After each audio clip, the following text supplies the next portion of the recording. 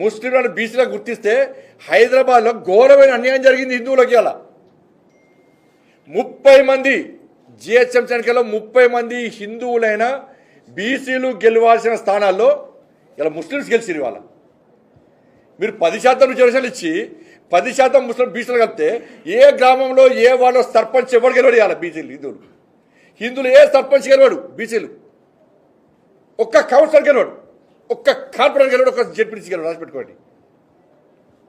అయిపోయి ఓట్లు ఒక్కదికి వేసుకుంటారు వాళ్ళు. ఈ బీసీల బతికేంది అలా, హిందువుల బతికేంది తెలంగాణ రాష్ట్రంలో. బిచ్చ బతుక అదేమన్నా హిందువులది అడకదినా మిమ్మల్ని ఏమన్నా? ఎంఐ పార్టీ ఒత్తిడికి తలొగ్గియాలా, హిందువుల మనోబలు దెబ్బతీసి ఏందన్న జాతి, అరే మేము బొట్టు పెట్టుకుంటాం, మాకు గోత్రం ఉంటుంది, జన్మనామం ఉంటుంది, జన్మ నక్షత్రం ఉంటుంది, మేము ముల్దారం కట్టుకుంటాం, మా జాతిది. ఒక జాతికి ఇంకో జాతికి తేడా ఏందో గ్రహిస్తలేదు ప్రభుత్వం, కాంగ్రెస్ పార్టీ ప్రభుత్వం. కేవలం ముస్లిం మైనార్టీల ఓటు బ్యాంక్ ద్వారా గెలవాలనుకుంటున్నది మళ్ళీ ప్రభుత్వం స్థానిక సంస్థల ఎన్నికల్లో.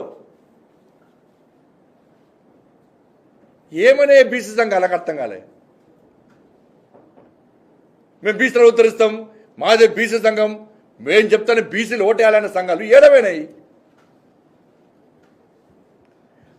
46% ప్రభుత్వం తీసుకొస్తే ఇలా అగ్రవర్ణాలు ఉన్న కులాలు కూడా దీన్ని వ్యతిరేకిస్తున్నాయి. అరే గింత ఘోరమా, బీసీ ముస్లింలను బీసీలో గుర్తిస్తారా? బీసీలలో కలుపుతారా? వాళ్ళకి ఈడబ్ల్యూఎస్ ఉన్నది, ఇప్పటికే మైనార్టీకి సంబంధించి అనేక బెనిఫిట్స్ వస్తున్నాయి వాళ్ళకు. మళ్ళీ ఇప్పుడు బీసీలో కలుపుతున్నారు. ఇవాళ ఇదెక్కడ చరిత్ర, ఇదెక్కడ మీరు రాచరికం? నాకు అర్థం కాదు.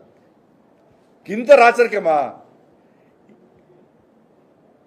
ఓవైసీ కుటుంబం, రేవంత్ రెడ్డి గ్యాంగ్, హిందూ వ్యతిరేక గ్యాంగ్, వీళ్ళిద్దరు కూర్చొని రాత్రిపూట ముచ్చట్లు పెట్టి ఇవాళ హిందువులను రాచి రంపాన పెట్టడమే లక్ష్యంగా చేసే కుట్రనే ఇది.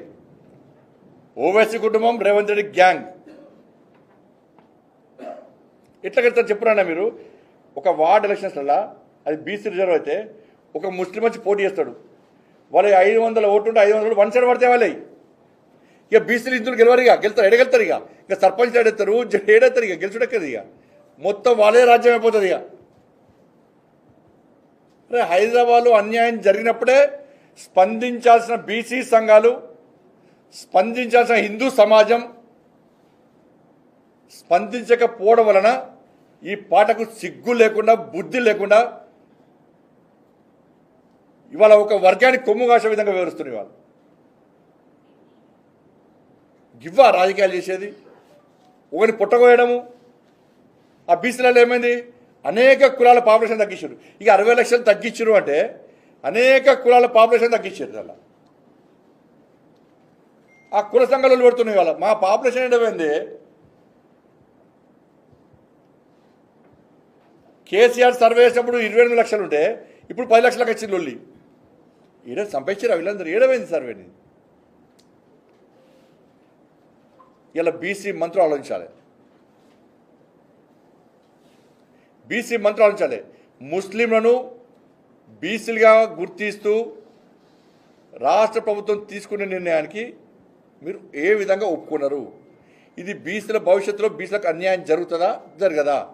రేపు ఉద్యోగాలు పోతాయి, దీంతోపాటు అగ్రవర్ణాలకున్న రిజర్వేషన్ కూడా కట్టకపోతే జిల్లా భవిష్యత్తులో పూర్తిగా హిందువులకు